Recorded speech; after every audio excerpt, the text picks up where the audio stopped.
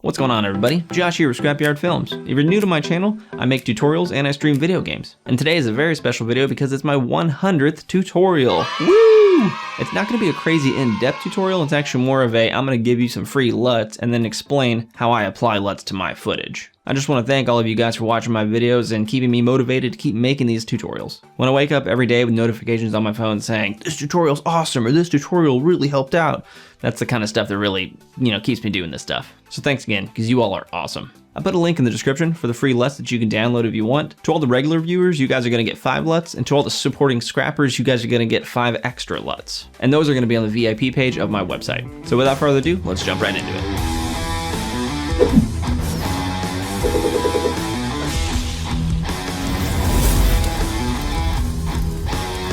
Okay, so we're in Vegas 17. Now I want to take a second to explain the differences in recording types such as HLG, V-Log, and just a standard profile, and a different reason on why you'd use a LUT. Also, do me a favor and be sure to like this video. I'm trying to get it to 1,000 likes, and once I hit 1,000 likes, I'll give away another additional 5 LUTs for free. So to start this off, I'm going to go over this really briefly. If you have any questions, you can ask them in the comments below, but I'm not going to go into extreme detail of the differences of all these. So I recorded me 3 different times. This first one's in HLG, Hybrid Log Gamma. That's a form of HDR that captures a wider dynamic range. Basically, it captures more details in the darks and more details in the highlights. I also captured it in V-Log, which you've probably heard of log footage, and it's a form of HDR as well. It can capture a lot more details in the shadows and a lot more details in the brights. And then finally, I recorded myself in a natural profile, just something that comes on every single DSLR. It's their best guess on what the colors look like and what everything should be. It doesn't capture as much detail in the shadow or as much detail in the brights because it's not an HDR profile. If you look at the raw HLG, you'll see the colors look kind of weird. It's almost like yellowy, and it's a little more contrasty as well. If you look at a V-Log, it's really flat and bright. And back to the natural profile, it looks just like a normal shot, like a normal picture, full of color and everything. If we go back to HLG, which is Hybrid Log Gamma, we're going to look at the vector scope and the luminance waveform. So in the vector scope, we see the saturation doesn't go past 40 for the top red part, and it goes a little bit past 60 for the bluish part. And that's mostly because of the background. If we go to V-Log, you'll see it's a lot more condensed and a lot less saturated. It doesn't even go past 40 for the blue area, and it only hits about 35 for the rest of the saturation. If we go to the natural profile, you'll see it's really oversaturated, past 100 in the blue area, which is never good to go past 100. And for the red area, you'll see it's hitting about 70, 75-ish. I'm going over all this to explain what a utility LUT is. A utility LUT is basically a color correction LUT, not a color grading LUT. The difference between correction LUTs and grading LUTs is the correction is meant to fix the color before you start grading.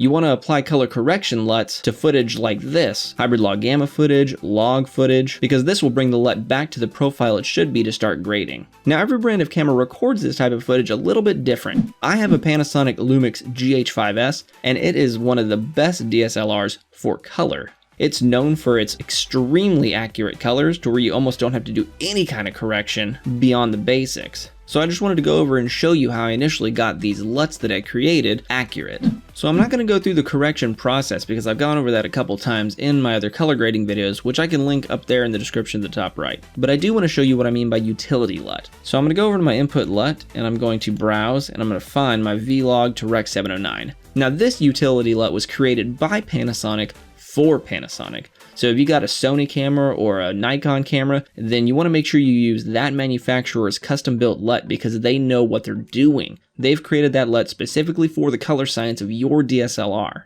So I'm going to enable that, and you can see the colors dramatically change. They've corrected themselves.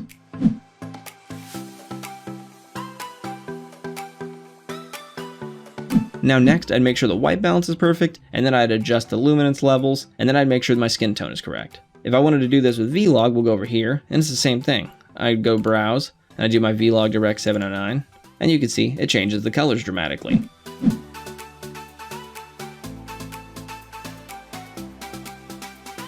It's still a bit bright. Again, I would do the white balance, I'd adjust the luminance levels, and then I'd make sure the skin tone's correct. And if we go back to the natural profile, we could see that it'll eventually look something similar to this, but we'll be able to see a lot more detail in the shadow of the hair and the side of the face and things like that when we use HDR recording profiles.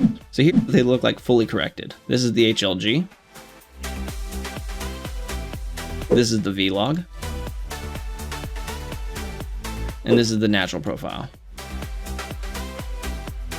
These colors are corrected, and they look differently because they're different recording profiles. So you gotta definitely pick and choose which one you like better when you're recording yourself or your footage. I personally love HLG because of how accurate the colors are. For example, if I go to the crop tool and I zoom into my forehead, and then I zoom into the vector scope and put it magnified, we see this is my skin tone. If I go over here, it's exactly in the middle of 117 and 118. It's perfect. That's exactly where this skin tone line should be. With V-Log, I had to change my skin tone with grade color curves to get it on the 117 line. Same thing with the natural profile. I had to also change it with grade color curves. So that right there is an example of a utility LUT. If you have any questions, definitely shoot them below and I'll do my best to answer them. So finally, once you got everything correct, let's go ahead and move on to some other LUTs. So I have my custom LUT packs here. I'm going to close the color grading window so I can have a better view. But whenever I use LUTs, I've already done my color corrections, but I'm just going to go ahead and throw a default on here and then scroll through them and see which one I like better.